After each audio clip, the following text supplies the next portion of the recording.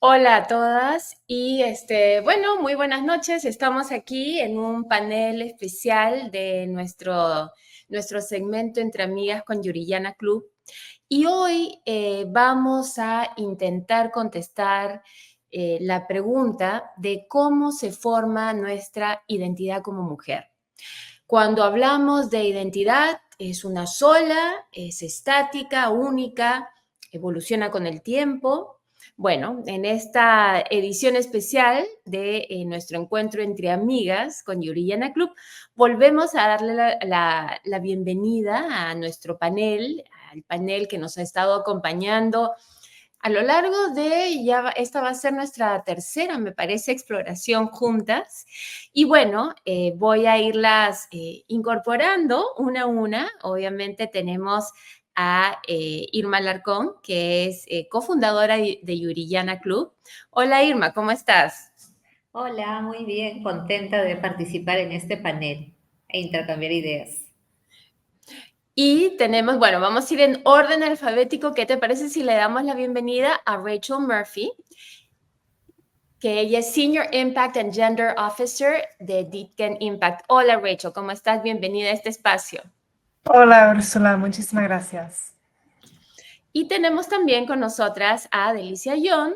Ella es decana de la Facultad de Comunicaciones de la Universidad Privada del Norte. ¿Cómo estás, Delicia? Bienvenida a este espacio nuevamente.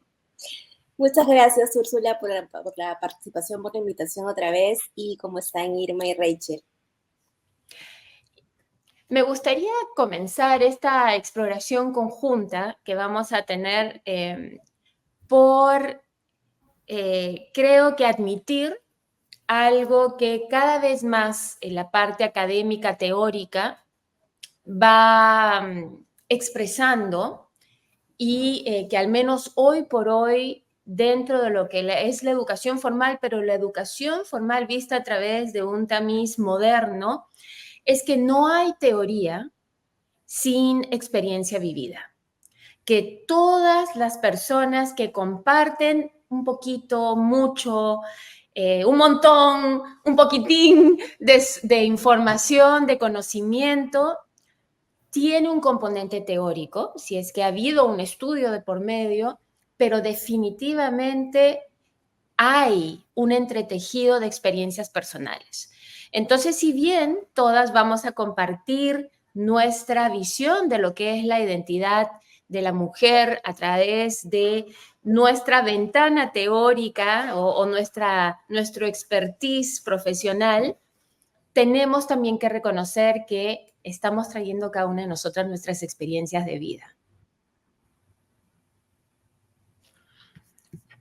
Entonces, supongo que el silencio otorga y que todos están de acuerdo. Bueno, comencemos entonces con, ¿qué creen ustedes? Cuando ustedes creen que la identidad es estática, la identidad evoluciona, la identidad se va formando, ¿cuál es la impresión? Comencemos con esa pregunta abierta. Bueno, la identidad se forma desde una pregunta, ¿no?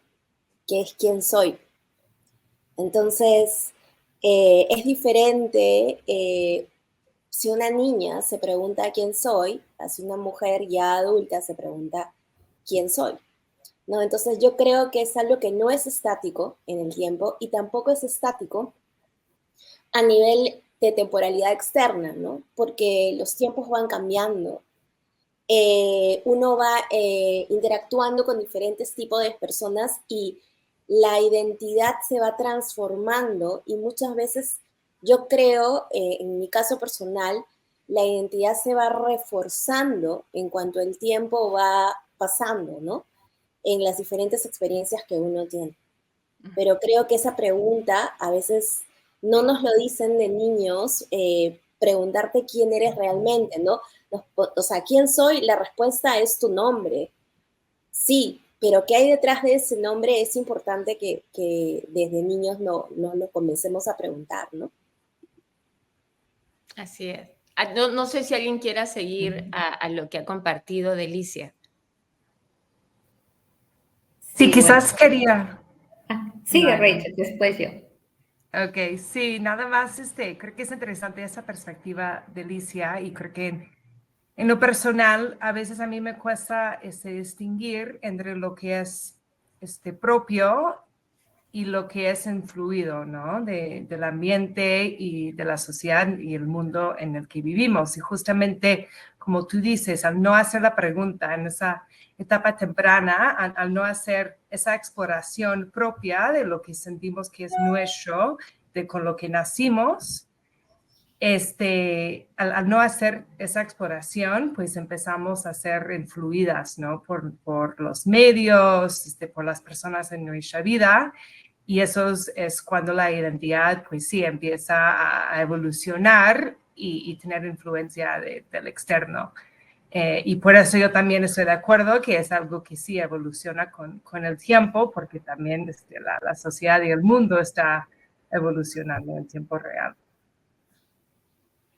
Sí, yo también pienso igual que la identidad va evolucionando y obviamente nosotros a lo largo del tiempo, con el pasar de los años, nos miramos también o nos percibimos de diferente manera, ¿no? Si yo miro hacia atrás, hace 30 años, yo me percibía de una manera diferente, porque creo que a lo largo de que va pasando el tiempo, tal vez en una primera instancia recibimos la influencia de la familia, luego vamos creciendo y también ya de los amigos, de temas culturales también, pero a lo largo del tiempo, sí, nosotras nos vemos, al menos en mi caso, yo he hecho una comparación de cómo me percibo ahora, de cómo yo me percibía hace 30 años, y sí, ¿no? Hay una diferencia porque también hay una diferente madurez, ¿no? A lo largo del tiempo. Y experiencias de vida, ¿no? Es interesante, Irma, que menciones la percepción, porque para mí la identidad es la percepción de uno mismo, ¿no? Una cosa somos nosotros, ¿no? Nuestro cuerpo, nuestra mente, nosotros como seres individuales es una cosa. Nuestra identidad es cómo nos percibimos en realidad, ¿no? Nuestra identidad son todas esas ideas que formamos, que vamos recogiendo de otros, de quienes nos dicen cómo somos, ¿no? Que vamos, o sea, desde el momento en que ganamos conciencia de que no somos parte de nuestra mamá o no somos separados del ambiente, del mundo, creo que ahí comenzamos a ver nuestra individualidad e inmediatamente, de las maneras más directas, de las maneras más indirectas, comenzamos a tener una retroalimentación del universo en nuestras acciones, que a veces nos dicen si somos buenos o malos, si somos buenas o malas, si nos portamos bien o no, si llenamos expectativas o no, cuáles son esas expectativas. Y esas expectativas en realidad no nacen necesariamente con nosotras, ¿no? Son cosas que vamos adquiriendo de otros que nos van presentando y de alguna manera a veces pienso que es como que nos van poniendo en un molde. Nos van poniendo en un molde en el cual a veces encajamos y a veces no. Y ahí vienen las inconsistencias, incoherencias.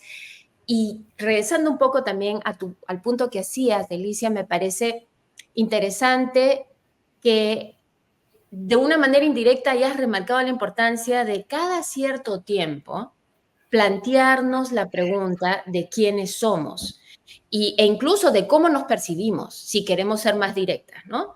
O sea, ¿quiénes somos? Es una pregunta compleja porque llevamos como una cebolla, a veces apestosa, llevamos un montón de capas que no son nuestras, pero más bien como una cebolla saludable, esas capas van revelando un corazón que sí muestra un poco mejor quiénes somos, ¿no? Ahora, ¿cómo nos percibimos? Esa es una pregunta muy interesante.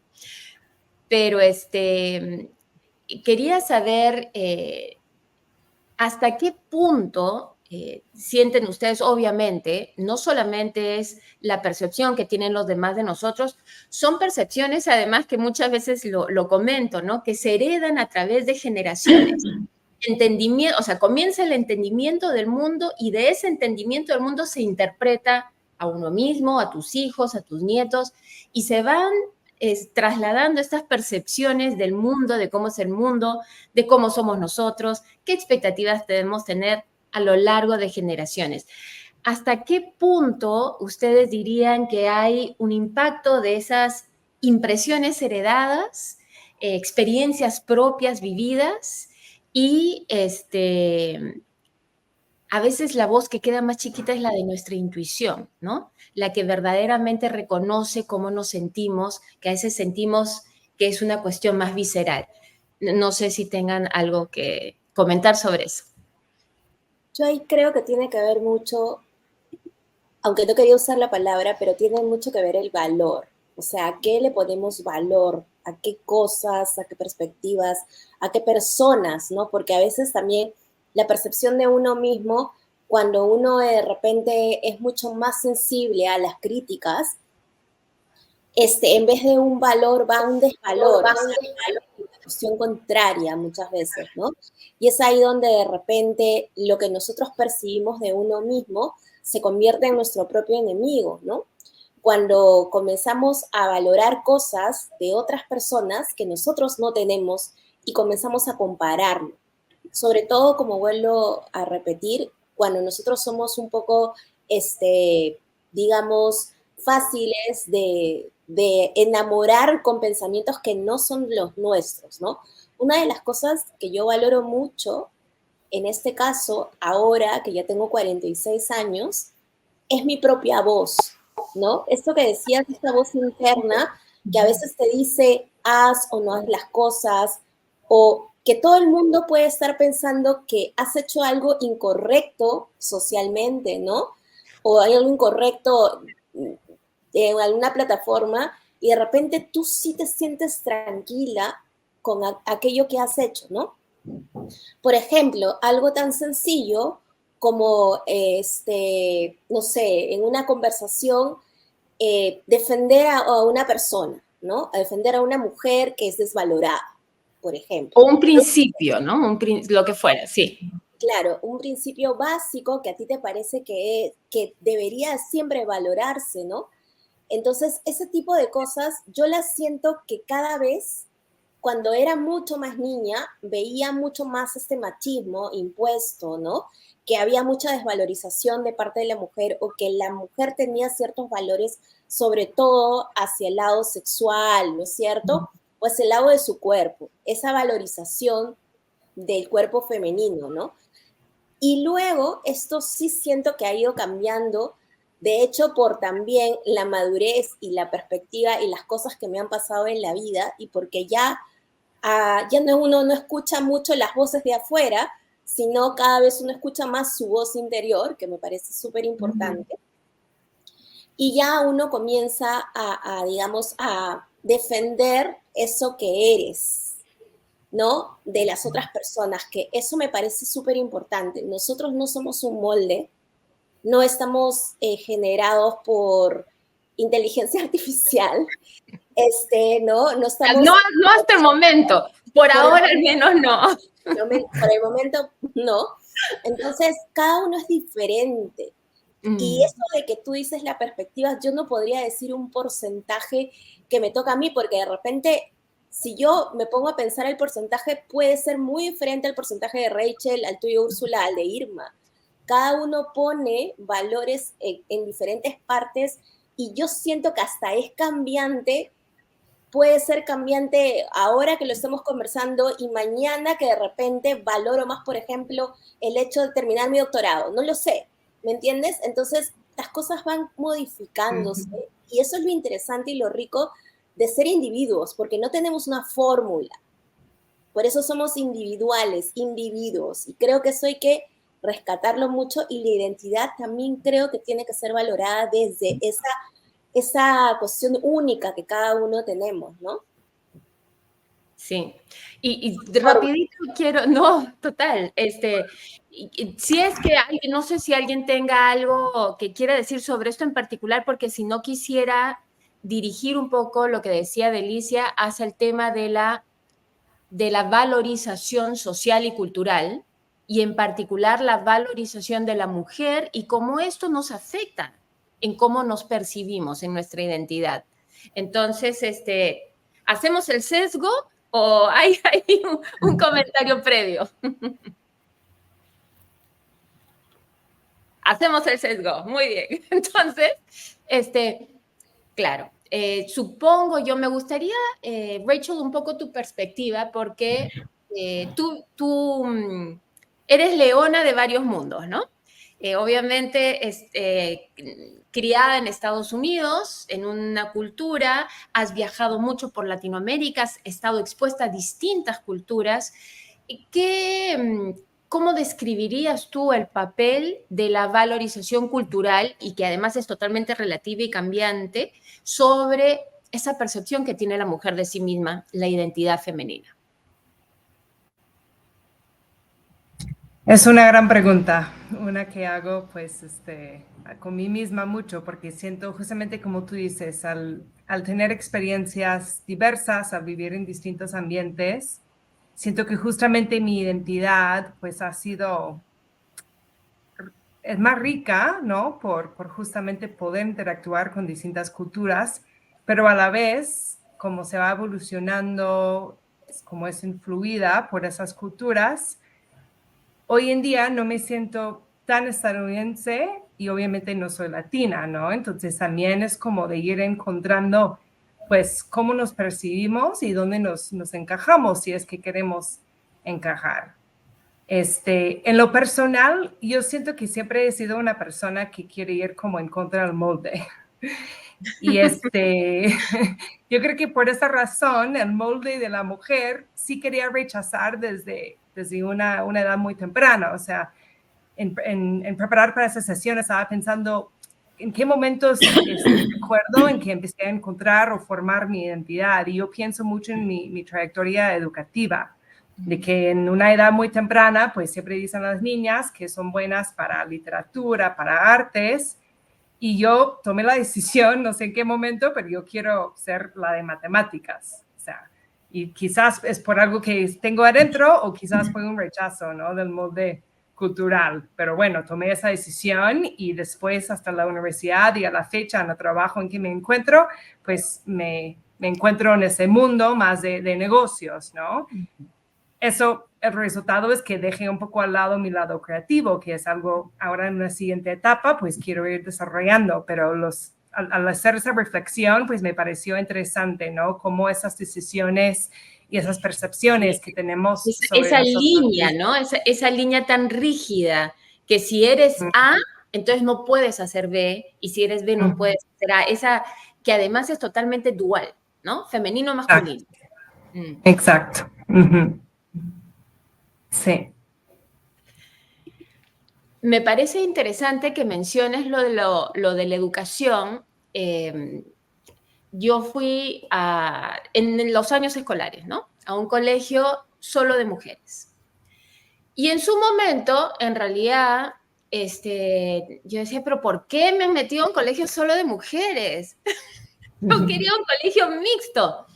Pero lo que no caí en cuenta es que precisamente porque no había un elemento masculino a la hora de hacer esa división entre ustedes son buenos para esto, ustedes son buenos para lo otro, en decir, no, es que los hombres son más rápidos para las matemáticas, ciencias y qué sé yo, lo que encontré fue, más bien me desarrollé en un campo sin límites.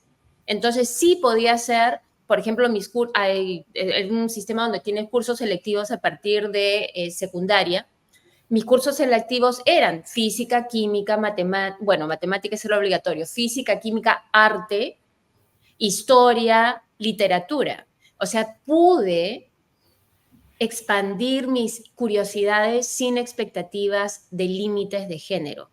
Y eso, en ese sentido, yo diría que aunque es un poco artificial, a la mujer sí le es importante tener esos espacios de desarrollo para poder reconocerse a sí misma sin tener tantas voces alrededor diciendo qué debería hacer bien y qué no puede hacer, ¿no?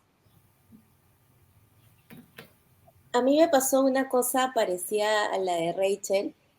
Ella decía en cuestión de matemáticas, de números y la cuestión de las ciencias.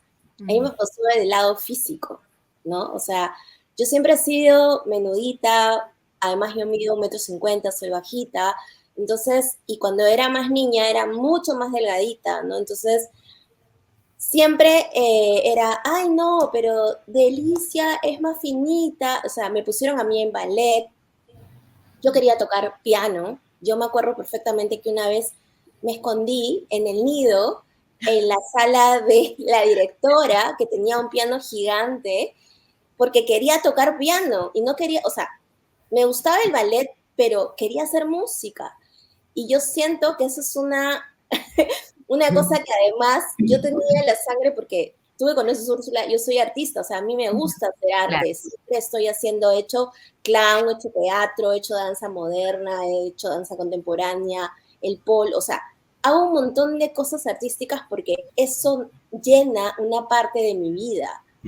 Entonces, yo siempre me acuerdo hasta más o menos la universidad, que siempre luchaba contra ese estigma de que me veían más frágil y débil. Y es más, yo me encantaba la natación, siempre he hecho natación. Y como yo era delgada, entonces cuando tú haces natación se te marca más la espalda. Y yo decía, no quiero hacer deporte, y dejé de hacer natación, porque no quería sentir que mi cuerpo no era femenino. No, y eso tú, pero hay muchísimas mujeres que te dicen, además, no nades mucho porque vas a ser espaldona, ¿no? Sí. Y hay muchas mujeres que precisamente en esa edad, entrando a la adolescencia, dejan de hacer deporte. Me parece muy interesante, Delicia, además, porque creo que muchas mujeres, y hablamos de esto la vez pasada, tienen a veces ese problema de expresar acción con su cuerpo, a menos que sea acción sexual, obviamente, ¿no? Pero expresar acción como deporte, acción como expresión artística con el cuerpo de la mujer culturalmente no está hecho para abrirse al mundo, está hecho para ser privado. Entonces, me parece muy interesante que esa ha sido tu manera, de alguna manera, de revelarte ante las expectativas culturales, ¿no?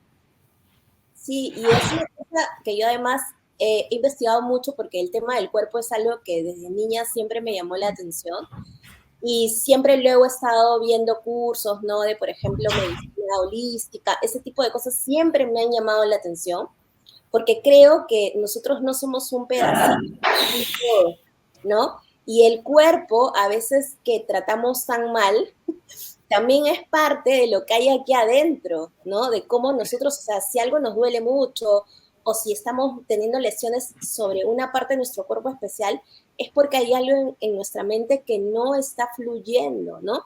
Entonces, al ver esto del todo, siempre me ha parecido interesante y justamente esto que dices del cuerpo,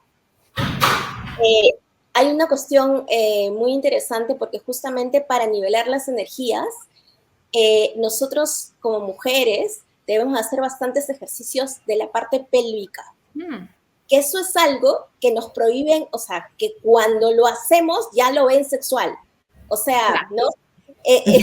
Cuando debería de ser algo que nos armonice y que sea una cuestión como una normativa, ¿no? Entonces, ¿qué sucede? Y a mí me pasa mucho con mis estudiantes. Esa zona pélvica es la que las mujeres se demoran mucho en liberar.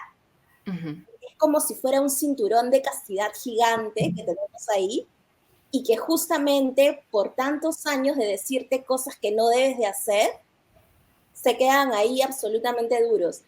Y es una parte hermosísima de nosotras que a veces le ponemos un X gigante cuando es parte de nuestro cuerpo, ¿no? Por esta cuestión de la sociedad. Sí. Total. Delicia, te escucho y hago un paralelo porque yo comencé a hacer pilates con Marita y justamente, bueno, yo hacía el gato, ¿no? Diferentes posiciones, pero justo la retroversión pélvica me costó muchísimo trabajo hacerla. Y justamente coincido con lo que tú dices, tal vez inconscientemente nunca la desarrollamos, pero sí me acuerdo que me tomó como 3 semanas para que me salga perfecta la retroversión, ¿no? Y Marita me decía, sí, lo que pasa es que hay músculos que nosotros no los hacemos mover. Entonces, justamente el Pilates te hace como que movilizarte todo tu cuerpo y sentir la espalda. Y sí, tienes razón, en la retroversión pélvica yo también me demoré un poco en lograrla totalmente, porque la profesora es bien exigente, pero en el Pilates, por ejemplo, redescubrí que mi cuerpo, a pesar de mis 50 y tantos años, podía todavía ser tan flexible como lo había sido hace 30 o 35 años cuando yo hacía ballet, ¿no? Por eso a mí me encanta el Pilates, porque siento que a través de él puedo como conocer mejor mi cuerpo y movilizarlo, ¿no? Y me hace sentir como que más libre, ¿no? Haciéndolo. Sí, y hablando un poco sobre los lugares de tensión, ¿no? O sea, efectivamente, o sea, no me parece gratuito que precisamente las zonas erógenas de la mujer tiendan a ser las que presenten cáncer, tumores, etcétera, o muchas veces también la tiroides, la voz, la parte precisamente de expresión.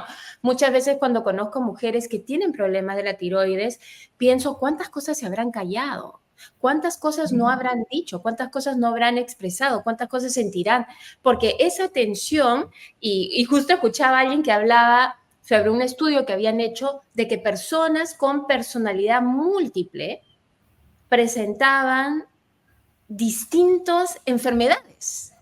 O sea, conforme, porque finalmente más que tu personalidad, tu identidad, el cómo te percibes, afecta tu cuerpo también y cómo, esa relación que tienes. Y yendo a las caderas es una zona que, al menos en experiencia propia, yo tengo también esa experiencia que tiende a acumular mucha tensión.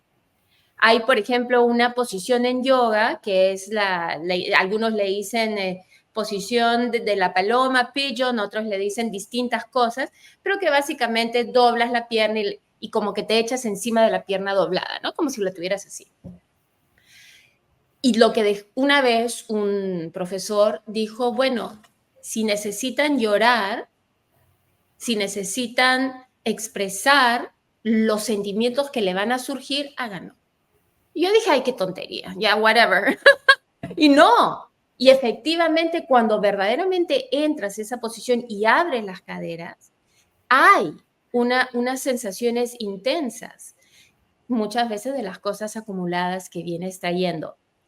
Y si hablamos de percepción de cuerpo, me gustaría y cómo esto impacta nuestra identidad, porque tenemos un cuerpo que proteger, tenemos un cuerpo que es tentación y al mismo tiempo, esto, o sea, es una tentación, entonces no podemos, ¿no?, moverlo de cierta manera porque somos las tentadoras malvadas, pero al mismo tiempo tenemos que esconderlo, o sea, es una situación neurótica con nuestro cuerpo entre santa y puta, no hay otra manera de decirlo. Entonces, dentro de eso, primero hablemos de esa dicotomía, de esa relación neurótica entre la mujer sexy y la mujer pudorosa, que de alguna manera nos impone a la identidad nuestra cultura y sociedad, en mayor o menor grado. ¿Qué impresión, qué experiencia han tenido en torno a esas dos imágenes o de alguna manera íconos, paradigmas? ¿Quién se anima? Bueno, en mi caso, yo siempre, y eso ya lo había comentado la vez pasada, yo siempre veía las figuras voluptuosas, porque la mujer latina usualmente es así y yo no era así, entonces yo no me sentía tan mujer, en verdad, cuando era muy niña, porque hacía esa comparativa, ¿no? Por eso estábamos hablando del valor hace un momento. Pero para mí el valor de mi cuerpo, comparado con ese valor de ese cuerpo que yo veía, no era algo que se asociara. Yo siempre he dicho, quiero tener más de acá, más ser más voluptuosa y todo eso. Y de alguna manera, en algún momento de mi vida, comencé a hacer más deporte para hacerlo. Pero luego te pones a pensar de que, o sea, te tendrías que volver a transformar completamente para tener los cuerpos de otras personas, porque tiene que ver con la composición ósea, tiene que ver con un montón de cosas que a veces en la cabeza uno no lo tiene en consideración cuando es niña, y también porque uno no averigua, ¿no? Porque es una cuestión también de investigar si es que quieres llegar a algo, qué cosa y cómo hacerlo. Claro. Pero luego con el tiempo, esto que te digo, mi gran espalda, me ha ayudado un montón para el pole. O sea, son cosas, yo tengo una fuerza muy, muy, muy grande en la parte de los brazos, desde la espalda, porque he hecho natación, porque he nadado. Y yo siento que además no tengo enfermedades respiratorias ni de ese tipo por esos años en el que hice deporte, porque luego de esa natación, como te digo que no quería ensancharme más, yo no he hecho deporte hasta que comencé a hacer pole, o sea, desde más o menos los 16 años hasta los 35. O sea, el deporte para mí era, no quiero hacer, no me quiero ver grande, ¿no? O sea, no me quiero ver masculina. Y cuando en verdad encontré algo que me gusta, porque el pole me encanta, me di cuenta que todo eso que yo rechazaba de niña era mi plus ahora, como mis superpoderes, ¿no? Entonces, yo por eso creo que la valoración es tan importante, porque yo lo veía del lado oscuro, cuando eso en verdad era un potencial gigante para que yo pudiera hacer cosas, ¿no? Y a veces eso, y vuelvo a rescatar la cuestión de los niños, porque a veces a las niñas se les ponen estos moldes, ¿no? De que tienes que hacer esto, forzar tu cuerpo, por ejemplo, para hacer alguna cosa específica que no les gusta. Cuando de repente, como te digo, o sea, yo me hubiera encantado hacer música, de repente hubiera sido una gran pianista, no lo sé, pero a lo que me refiero es que de repente estamos rompiendo sueños antes de que ni siquiera se estén construyendo, ¿no? Con esto de encajarnos en ciertos moldes a los que no pertenecemos, ¿no? No, y sobre todo entrar a temas tabú. Rachel, no sé si tú querías decir algo. Me pareció que estabas lista a decir algo o me equivoco. Sí, exacto, no, concuerdo con Delicia y creo que ese tema de la valoración creo que es donde pues entramos en problemas, ¿no? Y a nivel de sociedad, pues se ha llegado a valorar un cuerpo que se ve de alguna manera y es o sea, la valoración se hace también a través de la conexión con ciertas características, ¿no? Y no creo que es ningún error de que a las mujeres delgadas tienden a ganar mucho más que a las mujeres no delgadas, ¿no? Y uno pues escucha eso y uno queda pensando por qué sería, ¿no? ¿Qué tiene que ver el peso o el cuerpo, ¿no? Con el desempeño en un lugar de trabajo. Y pues yo me pongo a pensar en lo personal, tiene que ver que haya una conexión de que, por ser delgada es más trabajadora, por ser delgada es más inteligente, no sé, pero de alguna manera nuestra sociedad está poniendo más valor sobre ciertas características corporales. Y eso creo que hoy en día pues es una trayectoria como con mucho riesgo, porque yo pienso mucho en la inteligencia artificial, en todas las apps que ahora se puede manipular el cuerpo en tiempo real, ¿no? Veo a las personas como Kardashians que están literalmente manipulando a su cuerpo y con qué fin, ¿no? Pero por querer alcanzar alguna posición en la sociedad de que se alcanza a través de tener un cuerpo de cierto tipo.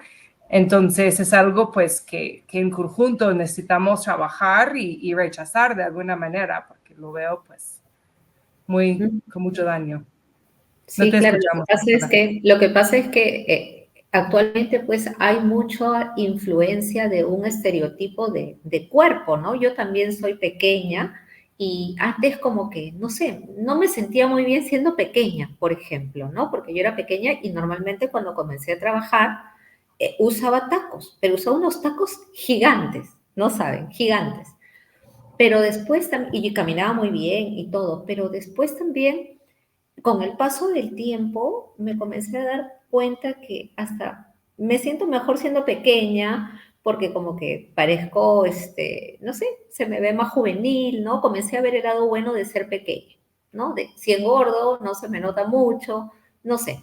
Pero sí, cuando uno es más joven, quiere alcanzar determinados estándares, que son estereotipos que los ponen la sociedad, los hombres, ¿no? El cuerpo así de Roger Rabbit, de la cantante, que era toda Bueno, cuerpona. las redes sociales, ¿no? Hablando de Las las mismas Kardashian, redes estaba sociales. pensando, Rachel, o sea, en realidad lo serio ahí, ellas se pueden hacer lo que quieran. Lo terrible es que precisamente porque están en redes sociales, tantas mujeres jóvenes, antes de verdaderamente encontrar su identidad, terminan tratando de emular el cuerpo, un cuerpo que no es suyo, ¿no?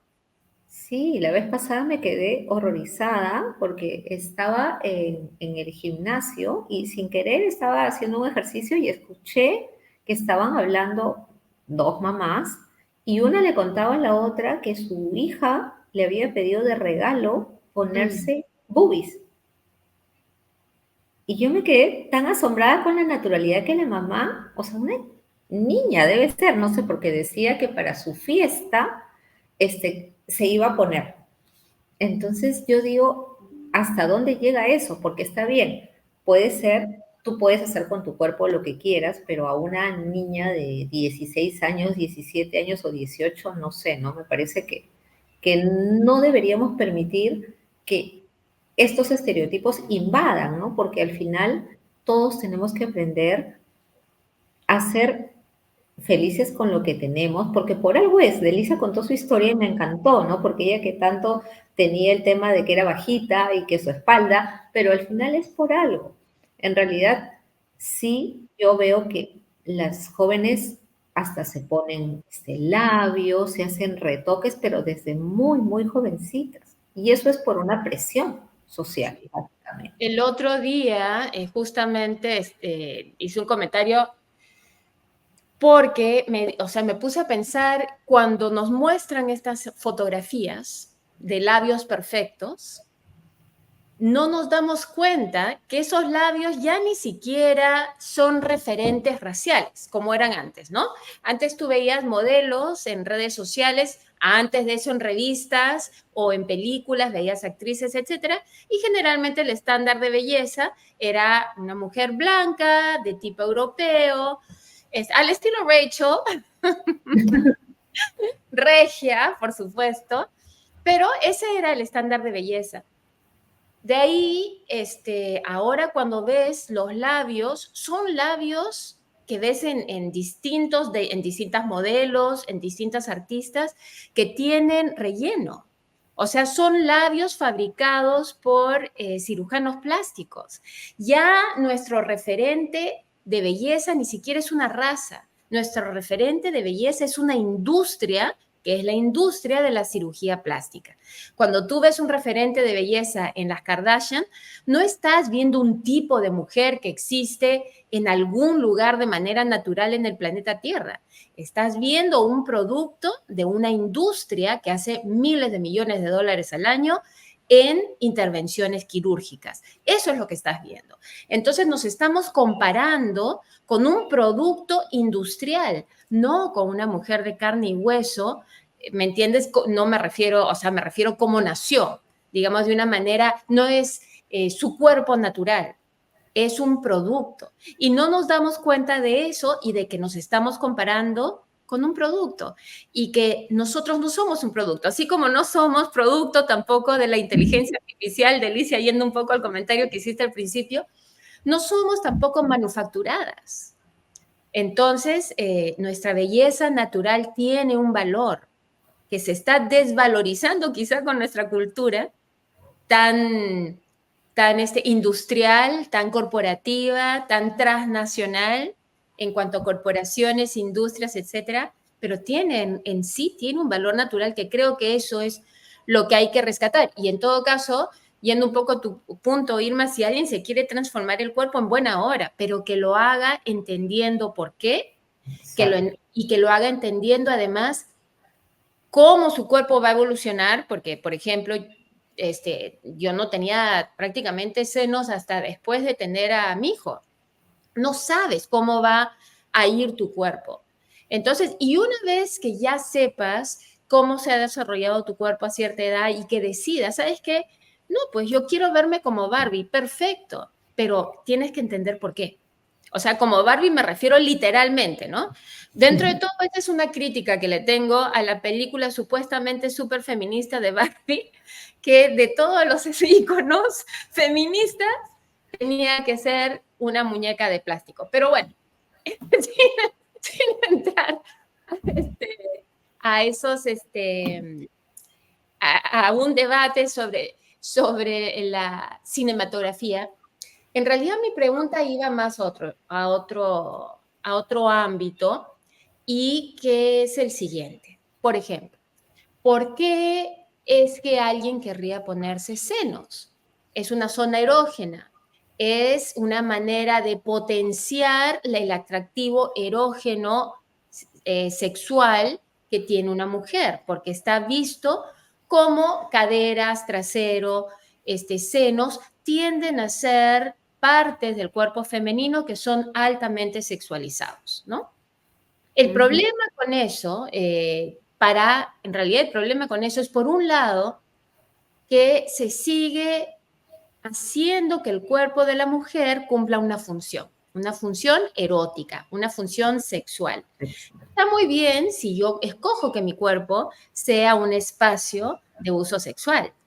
El problema está cuando yo potencio esa imagen cultural y, por ejemplo, una niña termina siendo sexualizada por un hombre que está acostumbrado a ver el cuerpo de la mujer como un objeto sexual, sin importar su edad.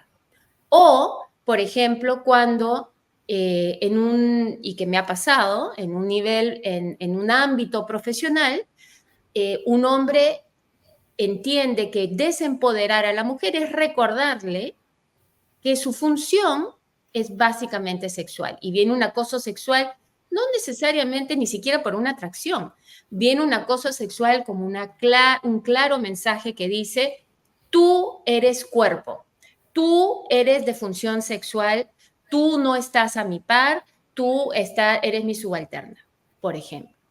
Entonces, a eso me refería. Creo que la identidad de la mujer, si tiene uno de los grandes retos, uno de sus grandes retos es ese reto cultural de encontrar una manera de vivir su sexualidad, reconocerse como un ser sexual, al mismo tiempo reconocer que su cuerpo es su dominio y que no tiene que ser objetivizada, y funcionar dentro de una cultura donde siguen habiendo estos parámetros de objetivización. A eso me refería.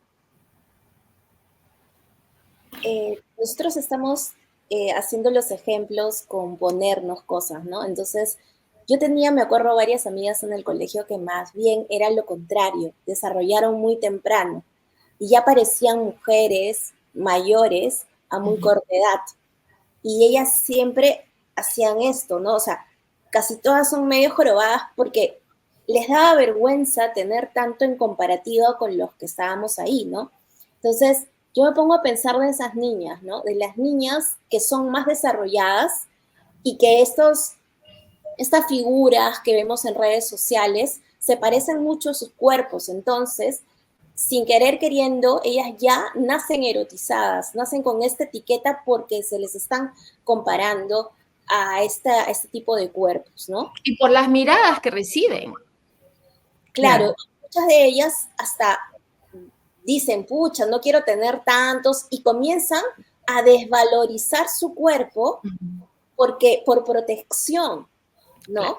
Entonces, si nosotros viéramos en redes sociales cada vez cuerpos más diferentes, en cuerpos veíamos cerebros, pensamientos, ¿no? Ideas revolucionarias, cosas que vayan más por la cuestión mental que por la cuestión física, creo que la transformación sería evidente, pero lamentablemente, y se los digo yo que soy comunicadora, yo cada vez veo más en medios el hecho de la poca información, ¿no? Cada vez desinformo más y cada vez banalizo más las cosas, ¿no?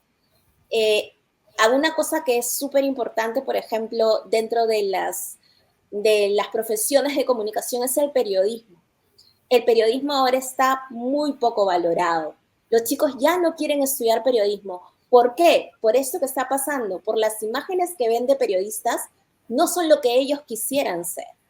Entonces, ¿qué estamos haciendo? Sobre todo a mí me preocupa mucho los niños, ¿no? Bueno, y solamente ahí quisiera hacer una pequeña acotación, y en parte es porque a los empresarios de medios no les interesa invertir en noticias, porque al sistema político no le interesa que haya una población informada. O sea, es una cadena, no solamente es el tipo de periodismo que hay una razón por la cual hay ese tipo de periodismo. Pero sí creo que yendo un poco, estoy de acuerdo contigo, Delicia, totalmente. Creo que la imagen que vemos de las mujeres debe cambiar, pero también creo que más que la imagen de los cuerpos, es cambiar el paradigma de cuál es la función de la mujer.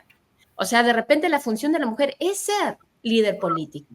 La función de la mujer es ser presidente, como quizá, Dios mediante, la verdad debo decir, va a pasar en Estados Unidos.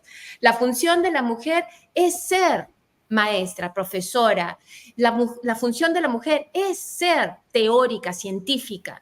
Esa es su función. Eso es lo que nosotros vemos cuando nos cuentan la historia de Einstein, cuando nos cuentan la historia de, qué sé yo, de grandes líderes políticos, la mayoría masculinos. Pero entonces entendemos que la función del hombre es liderar.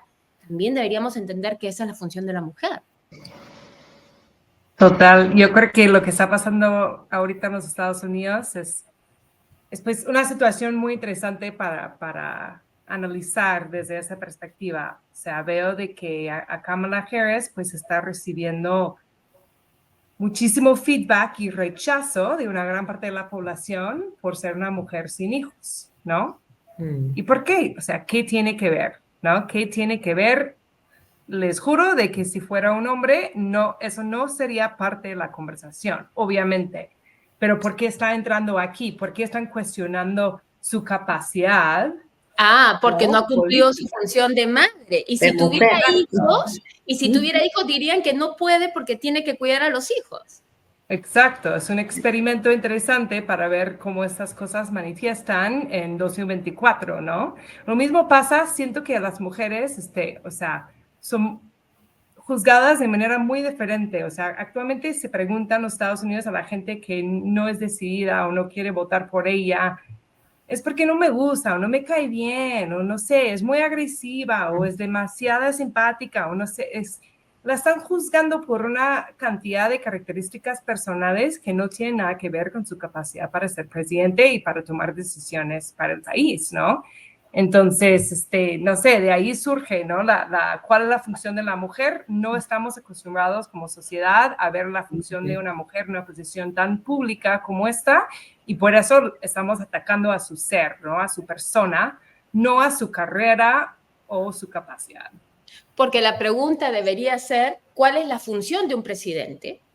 ¿Y cuál de los candidatos cumple mejor con esas funciones? ¿O tiene la capacidad de cumplir con esas funciones? No debería ser una cuestión de cuál es la función de este individuo. Es un cargo. Exacto. No estamos votando por el individuo, estamos votando por llenar un cargo importante, ¿no? Que en realidad es importante a nivel mundial, o sea, hay que decirlo. Sí. Sí, me parece que la gente se olvida de eso cuando uno es mujer. O sea, si hubieran dos candidatos hombres, le sacarían todas sus cuestiones políticas, como bien decía Rachel. Pero como es mujer, bueno, es mujer, hay que atacarla. O sea, en general, en los países, los ciudadanos piensan que una de las características de debilidad es ser mujer, ¿no? Y de repente ahí también es porque creo que deberíamos, nosotras también las mujeres, empoderar y sacar y hablar de temas que realmente son importantes, ¿no? Que a veces no pasa. Por eso también este espacio me parece formidable, Úrsula, porque en vez de hablar de, no sé, a mí me encantan los zapatos, pero en vez de hablar de esos tipos de cosas, hay cosas que te puede gustar todo. A mí también me gusta la ropa, me gustan las cosas bonitas. Pero eso es lo que vemos más en las redes.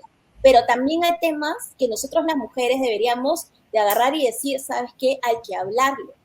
Porque, ¿qué sucede? Le damos la prioridad a que lo hablan los hombres. Entonces, Claro. ¿qué sucede también en la sociedad en general? Comienza a pensar que nosotras no somos pensantes. Que no tenemos que aportar. Que no podemos tener Así es. cargos altos, que no podemos tomar decisiones que afecten a una gran cantidad de ciudadanos. Y eso me parece que no tiene nada que ver con que ser hombre, mujer o lo que seas, sino con otro tipo de capacidades, que son las capacidades de liderar, ¿no? En este caso, y también de gobernar y estar a cargo de una nación. Entonces, sí creo que ahí nosotras las mujeres deberíamos de comenzar a alzar mucho más nuestras voces en temas que realmente, y ojo, eso también, no estoy hablando, nosotros de repente estamos pensando que hablar de política, no, mejor no nos metemos. Si no nos metemos, van a entrar personas que no van a ser los mejores. Y eso está pasando en varias partes del mundo, porque la gente ya no quiere hablar de política. Y esto está sucediendo. Se generan los mismos cánceres Vacíos, políticos. claro, se generan vacíos, total. Comienzan a seguir expandiéndose los peores políticos. Porque Sí. es así, ¿no? Porque ya es como una especie de cáncer, si lo queremos comparar así, que comienza a evolucionar por todas partes del mundo. Entonces, creo que ahí hay que alzar un poco más la voz, nosotras, desde nuestro empoderamiento y desde todo lo que hemos pasado, ¿no? Porque muchas de nosotras hemos tenido que de repente decirle a alguien, oye, respétame, ¿no? O sea, no tienes por qué estar de repente pensando que yo he hecho algo, o sea, a mí muchas veces me han dicho con quién te has acostado para llegar a los cargos que has llegado. O sea, no, ni siquiera me conocen, ni siquiera saben mi capacidad como profesional. A un hombre nunca le preguntarían eso. Jamás. Ni siquiera se les cruzaría por la cabeza, total.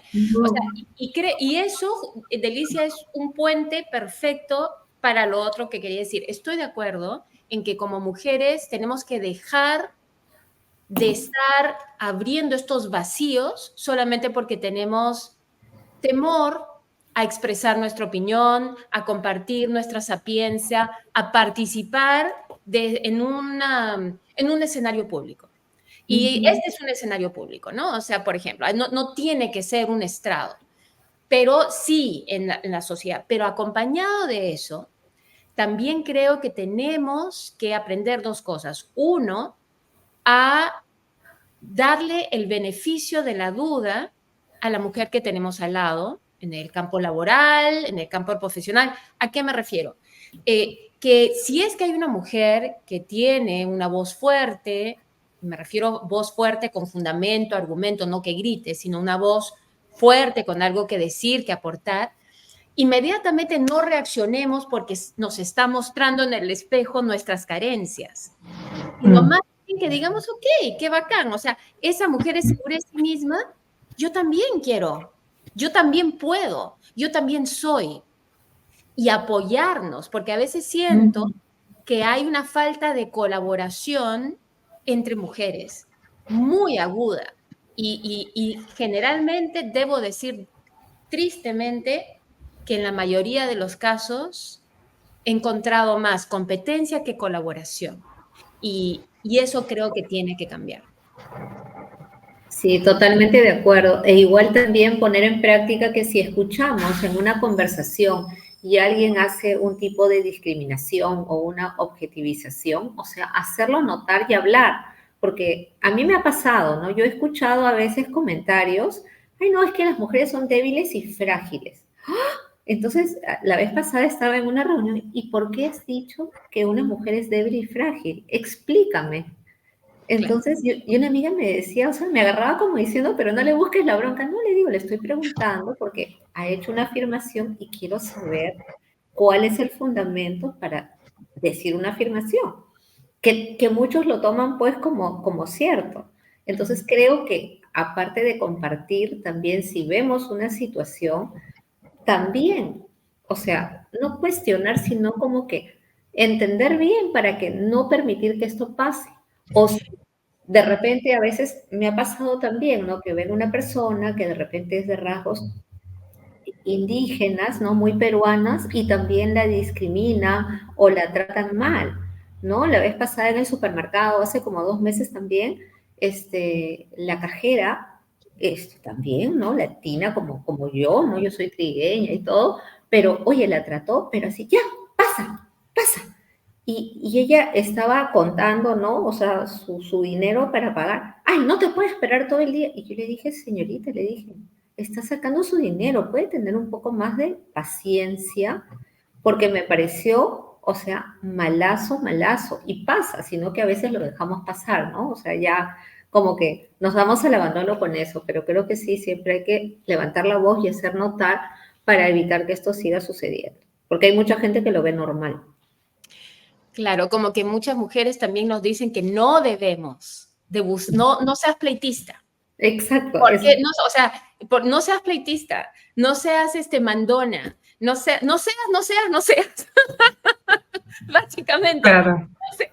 Sí. Bueno, yo soy media rebelde, entonces en ese molde que dicen, yo soy un poco rebelde al respecto, pero sí, Bueno, es verdad. obviamente estamos Pero a raíz de eso, no vamos a cerrar todavía, pero solamente quiero hacer una acotación. Estamos a 3 minutos de cumplir la hora y lo que sí quiero decir es, y ni siquiera hemos entrado a hablar de interseccionalidad.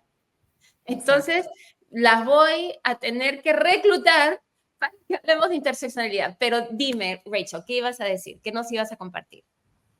no, justamente eso. Yo creo que, o sea, al final, a raíz de todo eso, es pues una estructura que se basa en ya que sea género, raza, etnia, identidad sexual, lo que sea, pero la sociedad ha creado pues una hierarchy, ¿no? Acerca de dónde hay valor y, ¿no? Entonces, yo creo que al final, y justamente la conversación acerca de esa competencia que se encuentra entre mujeres es porque eso se puede dar cuando estamos peleando para la única silla en la mesa, ¿no? Y creo que la invitación es romper esa estructura de 10 sillas y cómo están asignadas para que haya pues oportunidad para todos y todas. Y obviamente eso es un concepto muy ambicioso, pero creo que a fondo eso es el cuestionamiento que tenemos que tener sobre el tema de género y interseccionalidad también.